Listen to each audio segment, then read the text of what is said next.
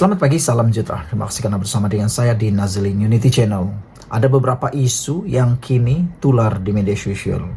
Ada yang mula meramalkan, kalau dulu mereka ramal konon, Perikatan Nasional meramalkan kononnya, Anwar Ibrahim akan tumbang pada bulan Agustus ini. Nampaknya bulan Agustus dah hampir habis, bulannya pun dah hampir habis. Tak juga tumbang-tumbang Anwar Ibrahim. Ini menjadi pertanyaan kita. Suka sangat mereka meramal, kata netizen, menumbangkan kerajaan yang pasti tidak akan tumbang-tumbang. Tapi yang menjadi persoalan netizen pada waktu ini di media sosial ialah, adakah pada bulan September atau Agustus ini Perikatan Nasional pula yang akan bubar, kata mereka.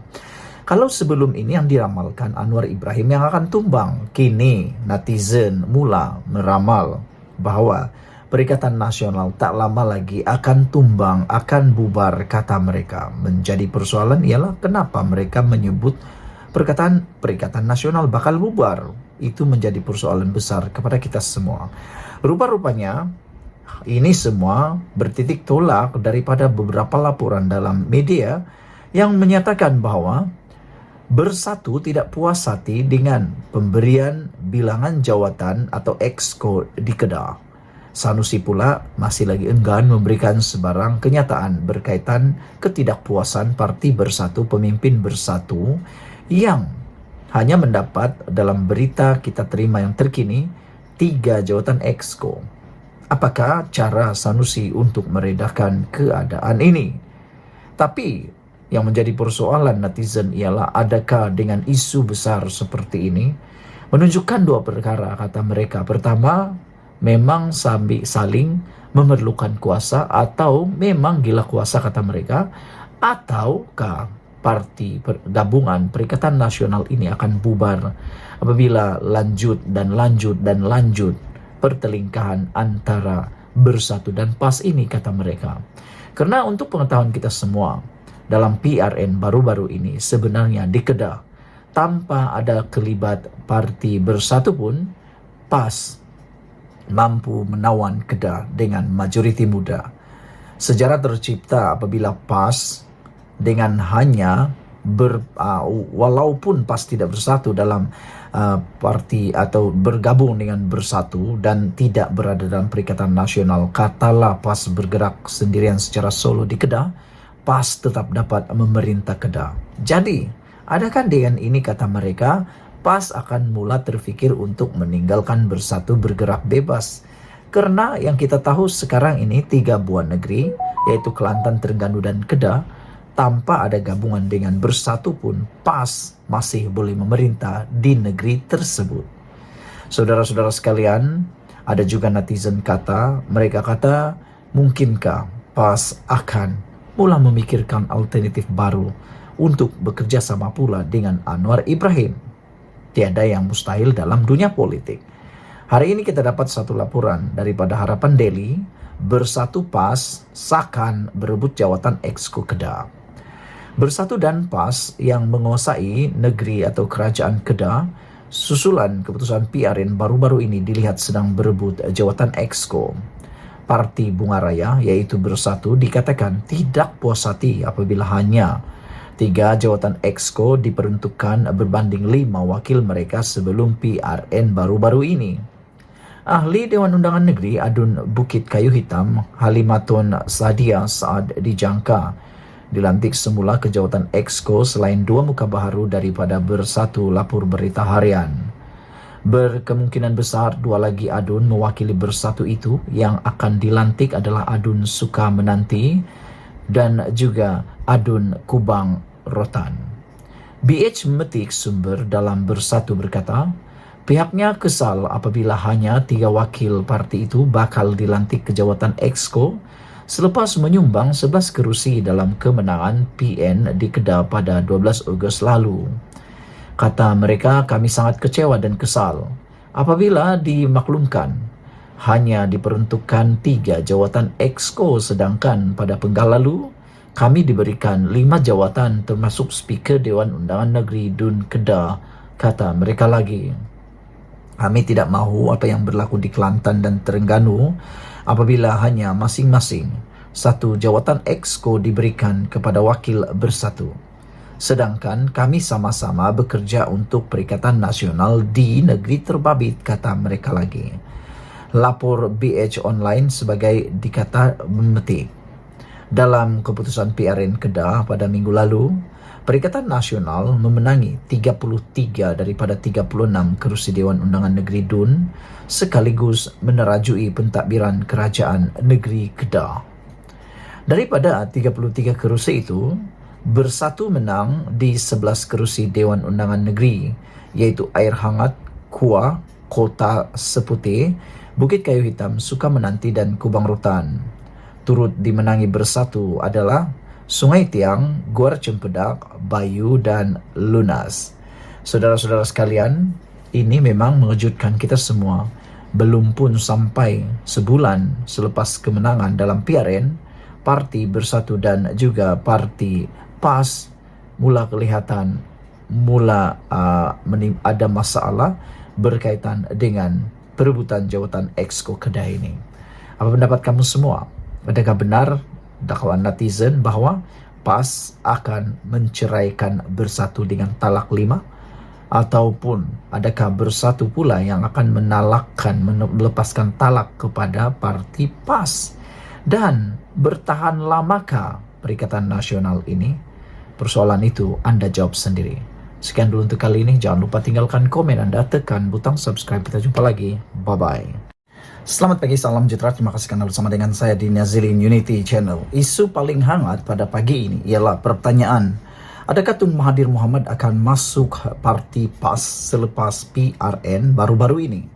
Ini semua apabila timbul persoalan di mana hala tuju Proklamasi Orang Melayu atau POM yang baru-baru ini diperjuangkan kononnya oleh Mahathir Mohamad.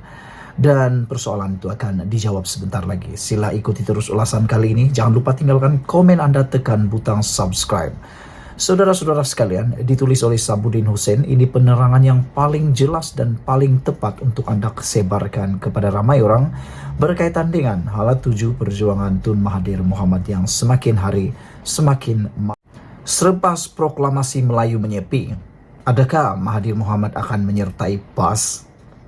Di sebalik keputusan PRN yang memperlihatkan Perikatan Nasional khususnya Parti PAS berjaya memperoleh majoriti undi Melayu, dalam masa yang sama juga, ia juga adalah berita pedih buat Tun Mahathir Mohamad yang memperjuangkan proklamasi Orang Melayu POM. Tampak kelompok itu terlibat dalam kempen. Cubaan meletakkan 17 nama sebagai calon tidak diendahkan. Tiada mana-mana pemimpinnya termasuk Tun Mahathir yang turun padang berkempen.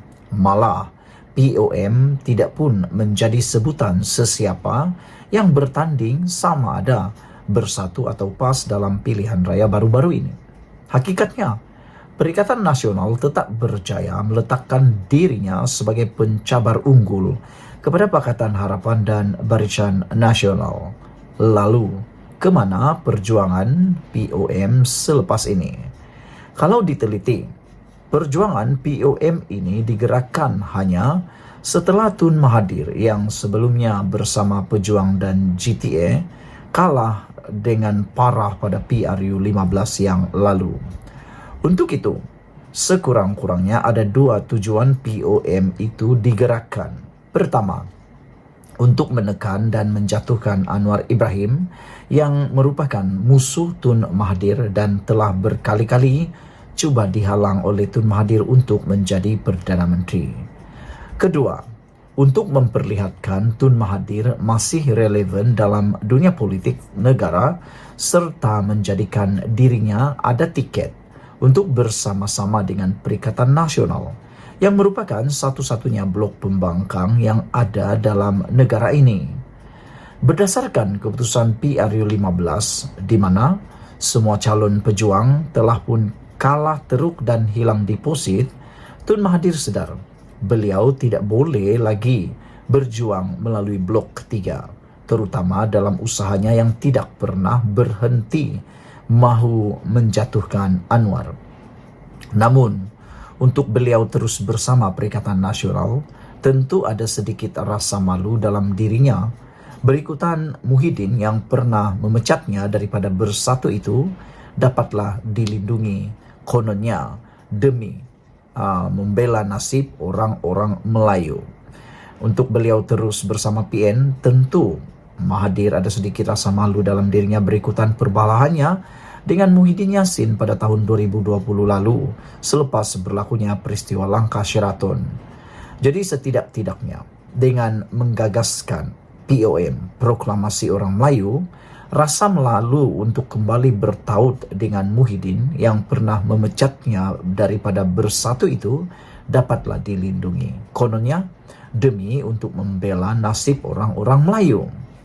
Itulah yang terjadi, di mana setelah sedikit sebanyak menggerakkan POM dengan pelbagai aktiviti, Tun Mahathir akhirnya membuka mulut dan menyatakan sedia bekerjasama dengan Muhyiddin. Kedua-dua mereka telah bertemu sebelum PRN itu. Pun begitu, berikutan Muhyiddin kekal sejuk dan tidak menunjukkan jiwa sepenuh hati dalam pertemuan itu.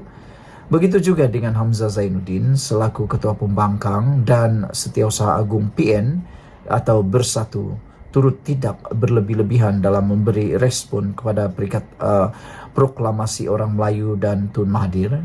Sudahnya tiada apa-apa jalinan kerjasama yang berjaya terbina. Sebelum penamaan calon, seorang utusan Proklamasi Orang Melayu atau POM telah datang menemui Hamzah dengan membawa 17 nama bagi dipertimbangkan sebagai calon Perikatan Nasional dalam PRN atas tiket PN. Malamnya, tiada satu pun nama yang dihantar itu diberi pertimbangan oleh Perikatan Nasional.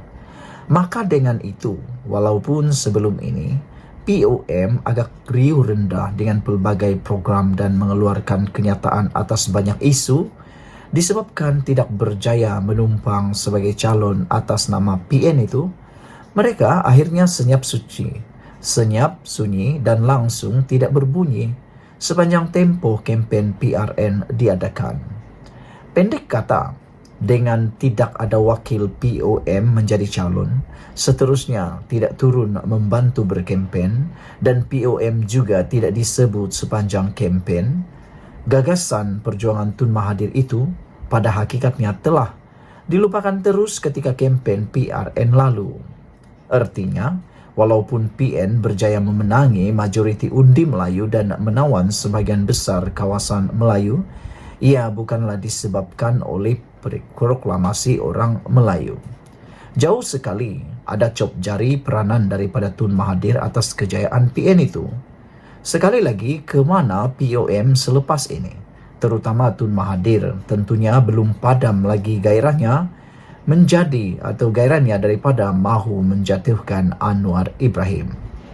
Apakah sebagai pilihan akhir setelah tiada lagi pilihan, Tun Mahathir akhirnya akan menyertai PAS? Itu persoalan besar yang akan terjawab tidak lama lagi. Sekian dulu, sila tinggalkan komen Anda, tekan butang subscribe bagi yang belum tekan butang subscribe untuk membantu mengembangkan channel ini. Malaysia kita punya, kita jaga sama-sama, cintai Malaysiaku. Bye-bye. Selamat petang, salam sejahtera. Terima kasih kerana bersama dengan saya di Nazilin Unity Channel. Ini satu video yang paling menggembirakan pastinya umat Islam, dipetik daripada negaramerdeka.com.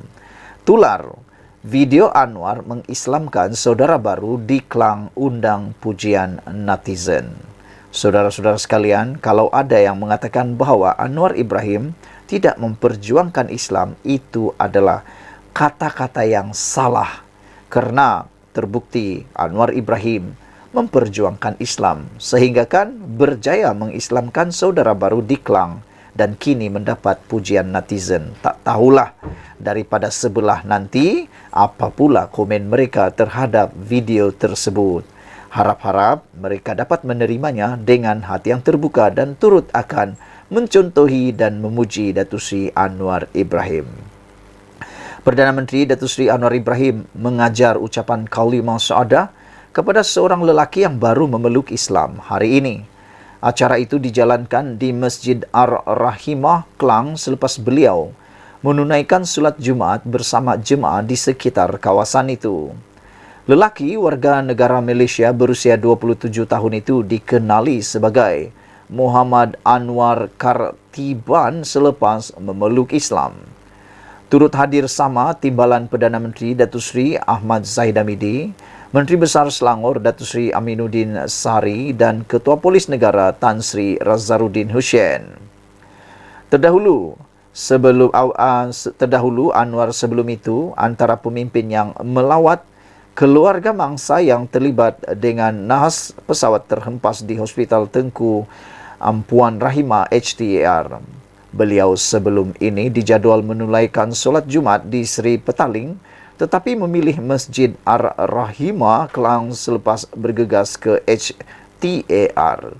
Saudara-saudara sekalian, ada video yang memaparkan perbuatan ataupun kejadian tersebut. Anda boleh menontonnya di negaramerdeka.com. Sekian dulu untuk kali ini. Jangan lupa tinggalkan komen Anda, tekan butang subscribe. Kita jumpa lagi. Bye-bye. Selamat petang, salam sejahtera. Terima kasih karena bersama dengan saya di Nazilin Unity Channel.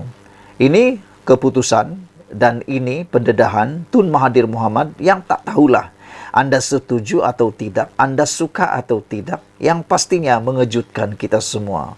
Tun Mahathir ini walaupun dah berusia 98 tahun, masih lagi tak berhenti berpolitik, masih lagi tak berhenti menyerang musuh politik beliau.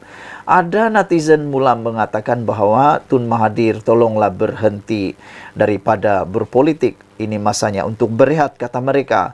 Ada juga netizen yang menulis supaya Tun Mahathir menumpukan pada amal jariah. Dan mereka kata, tindakan Tun Mahathir menyerang musuh politik seperti ini tidak membantu memajukan Malaysia, tetapi hanya akan menambahkan lagi ketidakstabilan Malaysia, kata mereka. Ada yang menulis, Tun Mahathir mungkin hanya akan berhenti apabila apa yang dia sukai tercapai, kata mereka. Selagi tak tercapai, dia akan tak berhenti menyerang dan menyerang, bahkan dalam politik.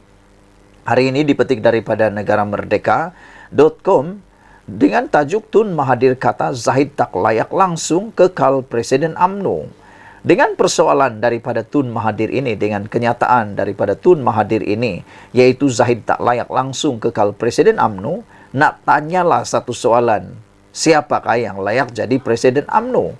Pada pendapat anda, siapa yang layak Presiden UMNO menurut anda? Kerana sebenarnya, menurut saya, salah satu sebabnya kelangsungan UMNO sejak kekalahan teruk 2018 ialah kerana kekuatan dan kekentalan pribadi Zahid Hamidi. Meskipun diserang bertubi-tubi, diserang habis-habisan, dipukul sehabis-habisnya, Zahid Hamidi masih kekal setia bersama dengan UMNO dan masih lagi berjuang untuk memulihkan UMNO.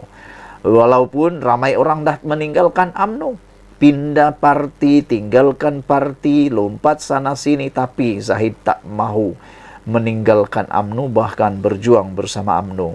Telah dikabarkan UMNO cuba mahu dibubarkan oleh Tun Mahathir dan juga Muhyiddin menurut Anwar Ibrahim, tetapi Zahid tetap perjuangkan UMNO. Jadi nak persoalkan sekarang ini balik semula kepada Tun Mahathir. Pada pendapat dia, siapakah yang layak jadi Presiden UMNO kalau bukan Zahid? Takkanlah Tun Mahathir nak jadi Presiden UMNO semula. Tapi adakah itu mustahil? Dalam politik, tiada yang mustahil. Tiada mustahil Tun Mahathir nak jadi Presiden UMNO sekali lagi. Bekas Presiden UMNO, Tun Dr. Mahathir Mohamad menyindir Datuk Seri Ahmad Zahid Hamidi sebagai tidak layak untuk terus berada di kerusi Presiden parti itu, di sebalik banyak desakan supaya beliau berundur pada waktu ini. Menurut Dr. Mahathir, beliau sedar rakyat dan ahli UMNO menolak kepimpinannya dan berharap Zahid berundur daripada jawatan yang dipegangnya kini. Menurut Tun Mahathir, Zahid tak layak langsung sebagai Presiden UMNO. Ada banyak tuduhan dikenakan terhadap dia, kata Mahathir lagi. Zahid merasakan yang dia tidak akan dihukum jika dia pegang jawatan sebagai Timbalan Perdana Menteri. Dia berharap tidak akan dihadapkan ke mahkamah. Saya berharap tidak ada pengaruh lain yang cuba menyelamatkan dia. Jangan pula kata kes Tan Sri Muhyiddin Yassin boleh digugurkan, maka dia juga boleh. Kes kedua-duanya tidak sama, kata beliau lagi. Dr. Mahathir berkata demikian semasa ditemui pada satu sidang media yang diadakan di Yayasan Akal Al-Bukhari di sini hari ini. Selain itu, ditanya mengenai kegoyahan struktur dan institusi UMNO kini, Dr. Mahathir mengkritik parti tersebut yang semakin rosak kerana wujud amalan case is king. Kita lihat UMNO sebagai sebuah parti yang disokong oleh rakyat seluruh negara suatu ketika dahulu, sehingga kita dapat tewaskan British mencapai kemerdekaan. Malah, pembangunan juga berlaku di zaman pentadbiran UMNO. Namun kini ada kelalangan pemimpin yang tak utamakan perjuangan UMNO terdahulu dan mengamalkan case is king yang akhirnya merosakkan parti. Sejak itu kita lihat prestasi UMNO turun merundum. Daripada dahulu ada majoriti yang kuat semasa jadi kerajaan, sekarang ini dipandang hina oleh ahli-ahli parti sendiri. Ini bukan UMNO yang ditubuh, tetapi disabotaj oleh individu-individu yang mempunyai perjuangan berlainan, kata Mahathir lagi. Sekian dulu untuk kali ini. Jangan lupa tinggalkan komen anda, tekan butang subscribe. Kita jumpa lagi. Bye-bye. Selamat pagi, salam sejahtera. Terima kasih kerana bersama dengan saya di Nazilin Unity Channel. Ini cerita yang tak pernah kita tahu berkaitan dengan nahas pesawat terhempas yang berlaku baru-baru ini di Elmina. Kita dengar pelbagai edisi ataupun pelbagai cerita-cerita yang tak tahulah mana satu yang benar. Tetapi yang ini sudah dimasukkan dalam berita dan media di negaramerdeka.com. Anda pasti tahu salah seorang daripada mangsa maut di dalam insiden kapal terhempas itu ialah seorang pemandu motosikal, iaitu rider, yang turut sama nahas dalam kejadian tersebut. Dan lebih menyayat hati lagi ialah apabila keadaan tubuh beliau tular dalam media sosial yang mana telah dijilat api. Ini satu pendedahan daripada seorang saksi yang melihat sendiri di depan mata bagaimana kejadian itu berlaku. Menurut saksi, dia berkata, rider tersebut merangkak menyebut nama Allah. Saksi terkilan tak boleh tidur kerana gagal menyelamatkan rider nahas Elmina. Salah seorang saksi berkongsi video berhubung insiden pesawat ringan dari Langkawi ke Shah Alam yang terhempas pada petang semalam di Elmina Shah Alam dalam akaun TikTok miliknya. Ed Effendi yang sedang memandu lori di lokasi kejadian berasa terkilan kerana gagal menyelamatkan mangsa seorang penunggang motosikal yang meminta bantuan selepas pesawat tersebut terjatuh sehingga meragut 10 nyawa. Jadi benarlah cerita-cerita kabar-kabar angin yang kita dengar sebelum ini mengatakan bahawa rider yang terkorban ini sebenarnya terkorban kerana dijilat api, kerana mungkin terkena percikan api yang sangat besar seperti yang kita lihat di dalam video tersebut. Ed Effendi menceritakannya kerana beliau berada di sana sebagai saksi utama. Menerusi video berdurasi 1 minit 20 saat itu, dia ternampak mangsa iaitu Muhammad Hafiz Muhammad Saleh, 32 tahun, merangkak menjauhkan diri dari motor yang terbakar. Tanpa membuang masa, dia segera turun dari lori dan mencapai alat pemadam api selepas melihat mangsa yang juga bekerja sebagai penghantar bungkusan dalam keadaan terbakar, manakala rakannya di tempat duduk penumpang menghubungi talian kecemasan.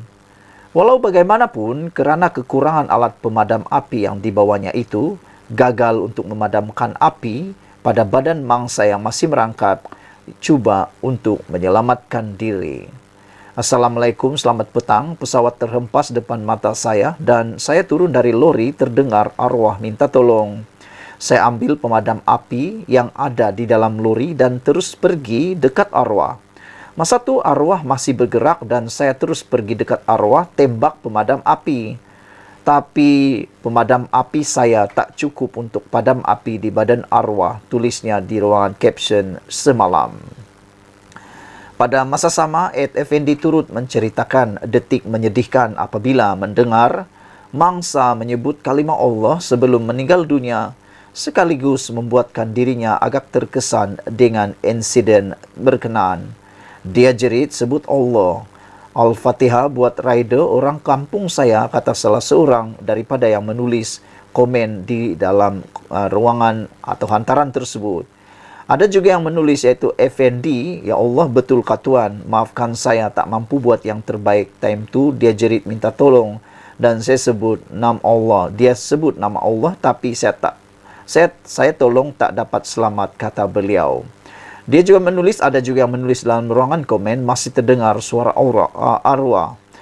Mesti trauma, tak apa bang, awak dah cuba yang terbaik tapi Allah sayang dia lagi, kata seorang penulis dalam ruangan Twitter tersebut. Ya, kata Effendi, masih terasa arwah panggil minta tolong. Ada juga yang memberikan komen tak sanggup tengok arwah merangkak. Ada yang menulis, you have done your parts, thank you sebab tolong arwah rider tu, katanya. Dan dibalas oleh Effendi dengan menulis, terima kasih, namun saya tak sanggup tengok arwah merangkak, sebut nama Allah tolong, kata beliau. Memetik laporan berita harian pula, jenazah Muhammad Hafiz dilaporkan dalam keadaan lengkap meskipun bahagian wajahnya kurang sempurna. Sekian dulu untuk kali ini.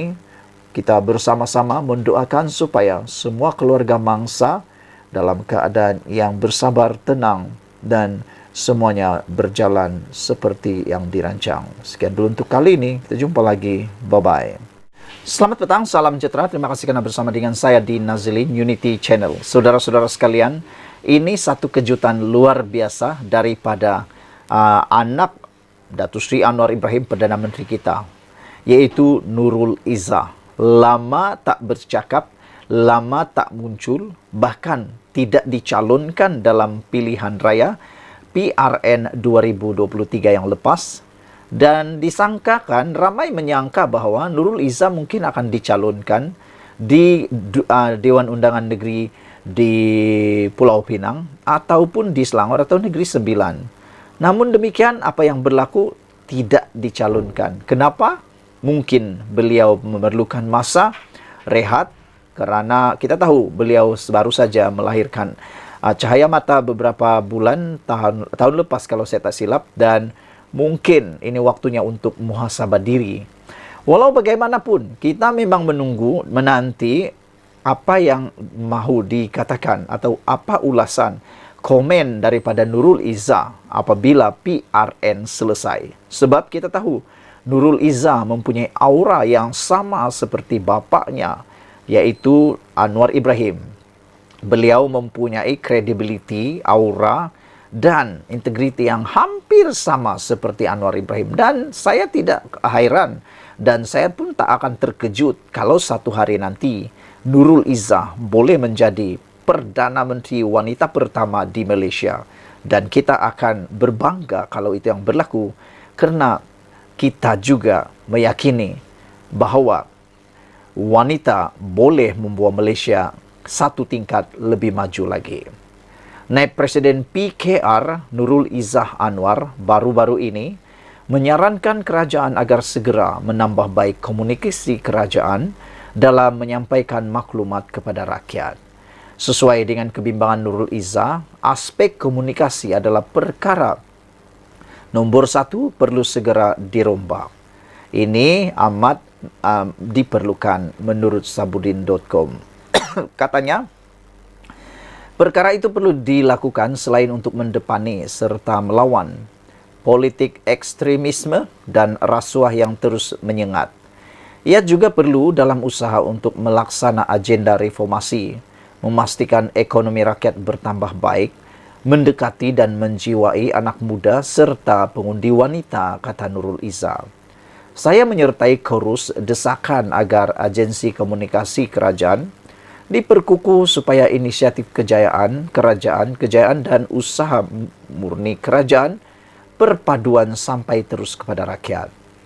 Jangan lupa, pertarungan akan tiba lagi nanti, maka usaha memenangi hati dan mendengar denyut jantung rakyat harus berjalan terus, katanya dalam catatan di Instagram. Sebagaimana banyak pihak sudah bercakap bahwa antara punca keputusan tidak memberangsangkan dicapai PHBN dalam PRN baru-baru ini adalah kelemahan komunikasi, penerangan dan penyampaian maklumat kepada rakyat, Nurul Izzah juga nampaknya sedar hakikat tersebut. Seiring dengan saranan serta kesedaran Nurul Izzah ini, saya ingin berkongsi pengalaman yang tanpa sengaja saya lalui sehari sebelum pengundian PRN baru-baru ini. Ketika menghadiri sebuah jamuan di rumah seorang kenalan pada Jumaat malam 11 Ogos lalu, sekumpulan orang antara 6 atau 7 orang yang duduk semeja dengan saya berbual-bual tentang pengundian yang akan berlangsung pada esok harinya. Seorang daripada mereka berkata, harapannya ialah mahu melihat keputusan PRN itu nanti mampu menjatuhkan kerajaan perpaduan pimpinan Anwar Ibrahim. Mereka yang lain yang mendengar kata-kata itu nampaknya bersetuju dengan perkara itu dan mengangguk-angguk sambil menikmati makanan yang dihidangkan. Saya kemudian menyampuk dengan mengatakan PRN ini hanya pilihan raya peringkat negeri dan tidak mungkin atau tidak mampu menukar kedudukan kerajaan di kerajaan pusat atau peringkat pusat, biar apa sekalipun keputusannya. Seorang yang lain pula berkata, masalah utama PH ialah mereka tidak ternampak berbuat apa-apa sejak 8 bulan memegang kuasa dan itulah sebabnya pertukaran kerajaan begitu diperlukan. Ketika itu saya tidak membalas panjang, cuma berkata, banyak sebenarnya yang dilakukan kerajaan. Walaupun panjang lagi perbualan di meja makan selepas itu, tetapi kata-kata PH tidak ternampak berbuat apa-apa sejak 8 bulan memegang kuasa amat membekas dalam fikiran saya. Diikuti pula sepanjang di meja makan itu, kegairahan mereka berbual akhirnya melihat kerajaan perpaduan dijatuhkan begitu bersemarak sekali. Sejak itu saya sering berfikir, kenapa masih ada yang sampai tidak nampak apa yang dilakukan oleh kerajaan untuk rakyat sejak 8 bulan lalu? Apakah mereka memang sedia membenci PH atau Anwar, lalu menutup mata dan telinga kepada apa juga maklumat yang diterima? Apapun keadaannya yang nyata, inilah satu petanda lemahnya komunikasi dan sistem penyampaian maklumat daripada kerajaan kepada rakyat. Kalau maklumat sampai kepada mereka, tidak mungkin ada seseorang yang waras, akal dan berakal tergamak untuk berkata, PH tidak nampak berbuat apa-apa secara terbuka, walhal banyak sekali kebaikan di depan mata telah dilakukan oleh kerajaan perpaduan ini. Sama ada mereka membenci PH, tidak menonton televisyen, tidak membaca akhbar atau tidak memiliki akaun media sosial, sepatutnya mesti ada kaedah bagaimana sesuatu maklumat dan kebaikan kerajaan dapat disampaikan kepada rakyat. Jika maklumat tentang tarik puasa atau hari raya boleh sampai kepada rakyat, tak kira walau di mana mereka berada, tidak ada sebab kebaikan kerajaan atau jawapan kepada fitnah-fitnah tidak boleh disampaikan. Bukankah kerajaan ada pelbagai saluran media daripada televisyen, radio, akhbar, portal berita, media sosial dan pelbagai lagi. Selain itu, ada pula pelbagai jentera parti berkaitan komunikasi dan penerangan, di mana semua itu dalam membantu kerajaan. Ringkas cerita, susulan serangan berpenjangan kepada kerajaan perpaduan sejak 8 bulan lalu diikuti keputusan PRN 6 negeri baru-baru ini, jika ia merupakan wake up call agar segera bangun dan berlari untuk bekerja, maka perubahan dan rombakan yang paling awal wajib dilakukan ialah berkaitan komunikasi, penyampaian maklumat dan menjawab segala macam fitnah yang bertebaran. Dalam konteks komunikasi tersebut, mereka yang sedia ada daripada yang berjawatan menteri, ketua agensi, ketua pengarah dan lain-lainnya, semua itu harus segera diperbaiki, ditukar, diganti atau dipecat mengikut keperluan dan kesesuaian, asal Anwar dapat dielakkan daripada ditumbangkan.